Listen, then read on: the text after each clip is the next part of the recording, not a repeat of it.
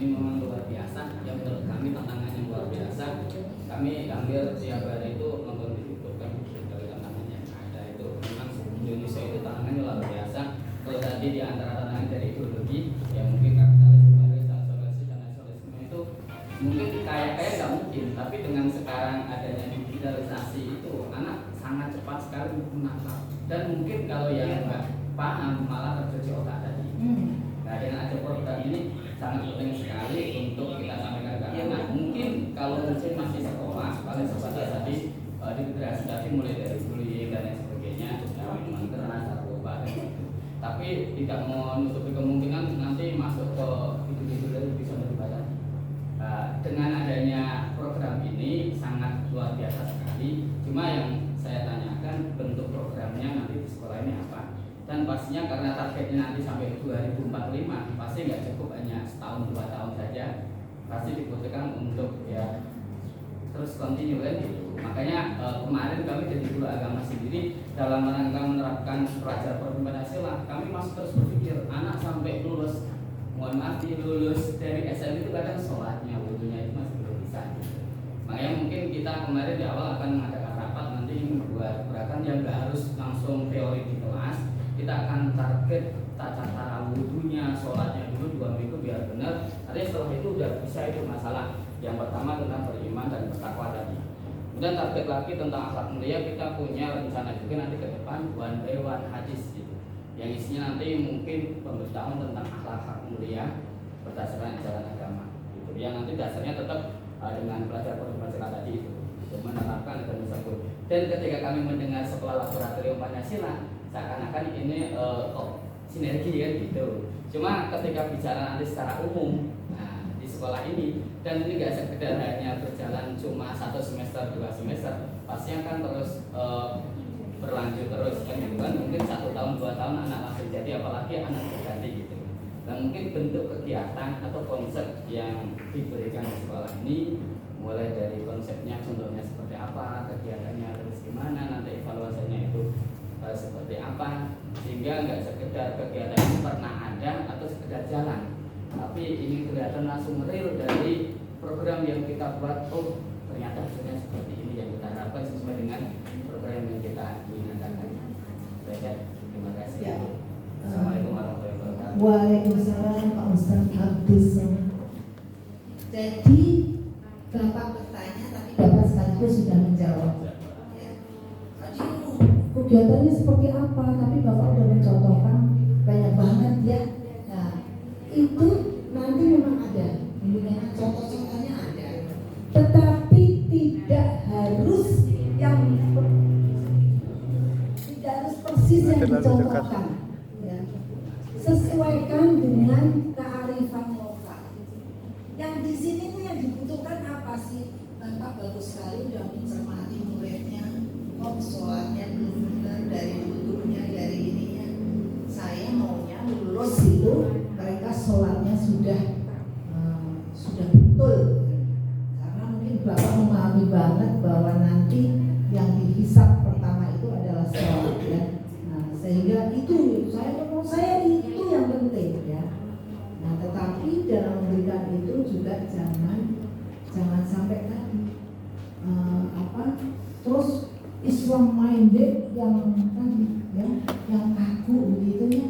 Oh, nanti kalau kamu nggak gini, sholatmu nggak benar, masuk neraka kamu. Nah, ini gitu ya. Jadi jangan sampai hal-hal yang itu terjadi. Kita itu memberikan ya, tetapi rakyat atau siswa ini bebas mau seperti apa ya. Oh ya, orang tua saya ngajarinya kok kayak gini sih. Kan kita juga tahu Islam, tetapi kan banyak itu di dalam Islam itu banyak macam-macam gitu ya. Nah, tapi kita kasih yang benar, yang sesuai, kalau perlu hadisnya kasih tahu. Jadi ini berdasarkan hadis, 40 hadis yang harus dipelajari itu nih ya. Itu jadi contoh-contohnya itu nanti ada Pak. Tetapi silahkan pada waktu bulan Juli ya Pak ya, itu yang ketakwaan Tuhan Yang Maha Esa itu, wah saya mau lomba azan, mau lomba membaca Al-Quran yang paling bagus atau mau apa ya? Atau kita mendatangi rumah-rumah jompo atau jadi yang bersifatnya kita bahwa kita itu harus saling menolong, harus diri kita sendiri juga harus menjadi orang yang baik, bertakwa. Nah itu seperti apa? Itu Pak, di situ. Jadi silakan mulai sekarang boleh dipikirkan. Nanti itu di juknisnya akan lebih jelas lagi. Tapi kira-kira seperti itu. Jadi kita tidak, oh ini bulan Juni mengenai kebinekaan global, kegiatannya harus ini tidak. Tetapi temanya adalah kebinekaan global. Kegiatan yang akan dipilih silakan, gitu ya. Tergantung sekolah masing-masing. Dan minta ini adik-adik Satgas ini berembuk dengan temannya, yuk kita membuat kegiatan apa yuk? Ini ada kebinekaan global nih. Kayaknya di sini nih masih ini nggak bisa menerima perbedaan.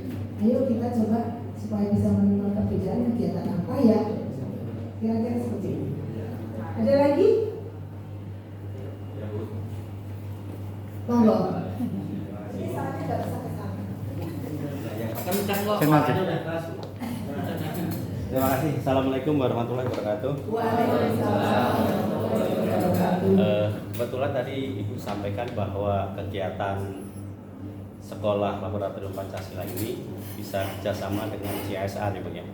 Nah kebetulan beberapa hari yang lalu saya dipanggil dari suatu perusahaan, kebetulan tetangga saya, kalau nggak salah dari perusahaan Wika Jaya Karya. Nah beliau menawarkan untuk semacam beasiswa dan alat-alat musik khususnya untuk yang ditawarkan itu gitar akustik. Nah dari beliau diminta untuk membuat suatu proposal. Nah tadi Ibu sampaikan bahwa untuk proposal Ibu tadi bisa menyampaikan mungkin bentuknya gimana, dan bantuannya untuk minta contohnya bagaimana gitu. Iya. Jadi belum dibuat ya Pak ya. Belum. Nah. Kalau bisa segera juga gitu kemarin. Tepuk tangan dulu untuk Pak Warsono. Ini Pak Warsono akan mulai ya menginisiasi tentang bagaimana memanfaatkan CSR. Ya. Nanti dan sudah tahu peruntukannya untuk ini gitu kan. Nah nanti mulai Pak. Jadi sekarang Bapak udah didata yang mau dapat beasiswa itu kriterianya apa ya, termasuk anak yang pintar-pintar tetapi dia nggak punya nggak mampu misalnya. Terus kemudian yang pintar-pintar yang suka musik ini ada berapa ini gitu ya. Itu jadi sudah mulai nanti nyusunnya itu kita bantu Pak. Mulai bulan Juni ya Pak ya. Jadi bulan Juni itu nanti sudah ada pendampingan gitu ya. Kalau dari beliaunya kalau bisa secepatnya karena kan insya Allah bulan depan sudah bisa disalurkan gitu. Kalau gitu nanti bisa dihubungi ke Pak Hamri Gusman ya yang ketua MI, yang dia juga ketua sekolah laboratorium Pancasila ini, karena Bapak minta pendampingan lebih dahulu gitu ya. Nah sehingga nanti dikirim stafnya yang bisa membantu membuat proposal yang baik, karena kita sering membuat proposal dan itu berhasil gitu ya. Nah ini yang penting Bapak sudah ada. Jadi pendampingan datang, Bapak sudah ada urutannya itu bahwa yang diminta sekian gitu ya. Terus alasannya minta apa gitu ya. Nah nanti dibuat tulisan Bapak itu kita buatkan dalam bentuk proposal begitu. Ya terima kasih Pak Warsono. Ya, mudah-mudahan berhasil ya, untuk membawa SMP 230 ini jadi makin mencuat gitu. Ada lagi dari komite Bapak, ada yang mau nanya atau Ibu? Ada Pak? Ya kalau nggak ada jangan dipaksa. Ya sementara mungkin ada. Nggih, monggo. Tadi yang Assalamualaikum warahmatullahi wabarakatuh. Waalaikumsalam warahmatullahi wabarakatuh. Saya dengan Pak Bambang Kusnadi, Sarjana Komunikasi dan Manajemen Hukum.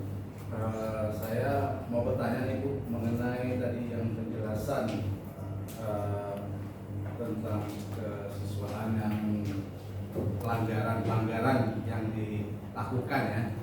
Itu waktu kemarin itu saya sempat pertemuan dengan Bapak Kemendikbud dan Bapak PJ Gubernur.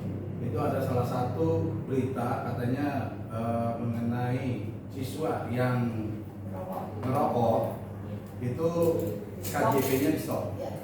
Nah, salah satu pencegahannya di lingkungan sekolah itu kan ada yang udah dilaksanakan, ada yang belum dilaksanakan. Nah, tapi setahu saya tuh kalau anak-anak sekarang ini pinternya itu hanya di luar pengawasan guru.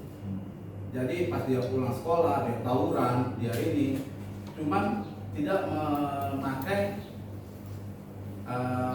atribut, tidak pakai atribut sekolah. Nah, tapi pas kita dilihat tidak ketangkap sama pihak berwajib, itu dia mengaku-ngaku namakan sekolah. Itu kejadian pernah Bu, saya menemui anak salah satu SMP dibawa ke Polsek Cipayung. Nah, dia mengaku anak sekolah di sekolah A. Akhirnya dibawalah ke sekolah A, tapi tidak ada namanya di situ, tidak ada siswa yang namanya itu. Nah, ini pengawasan dari orang tua dan dari lingkungan itu sangat dianjurkan. Nah, ini cara solusinya itu apa, kita bikin pertemuan dengan orang tua atau dengan pihak guru atau bagaimana ini? Itu aja sih. Terima kasih. Ini Bapak kan lihat realitas ya. Iya. Seperti itu yang terjadi. Yang monggo dibicarakan antara guru dan orang tua murid, Iya. ya. Dan memang sosialisasi untuk tidak merokok dan lain-lain itu harus disampaikan. Mungkin ini kan setiap Senin ada upacara ya. Nah, di upacara itu kan ibu kepala sekolah pasti memberikan wejangan ya. Nah, itu disinggung di situ. Hati-hati ya, karena kalau merokok itu Pak PJ Gubernur sudah memang benar menyampaikan kalau ketahuan merokok KJP-nya di stop ya. Ini adik-adik harus mikir ya, orang jangan sampai menyusahkan orang tua kita.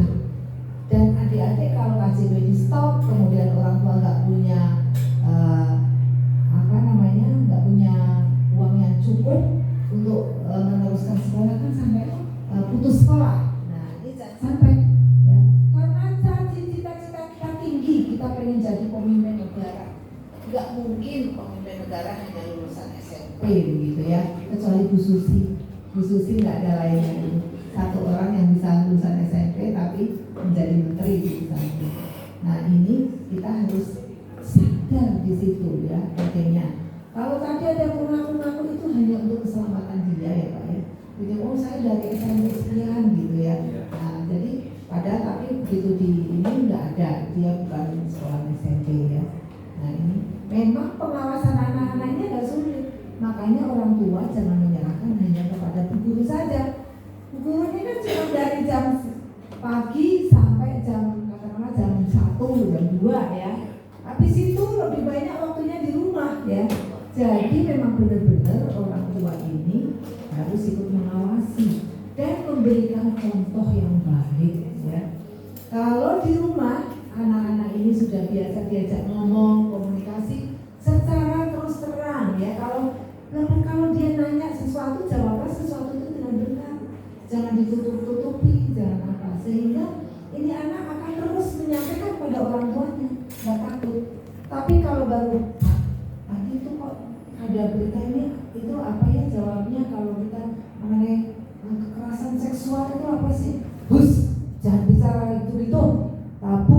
Jangan nanya lagi dia, gitu ya. Jadi ini hal-hal yang harus disampaikan.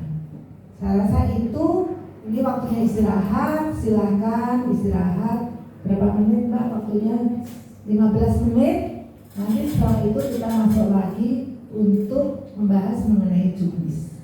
Ya, kalau tadi belum jadi ya yang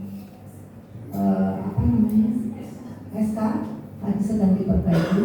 Nah, nanti pas masuk kita tanda tangan SK, kemudian membaca ikrar. Nah, setelah itu kita teruskan. Terima kasih.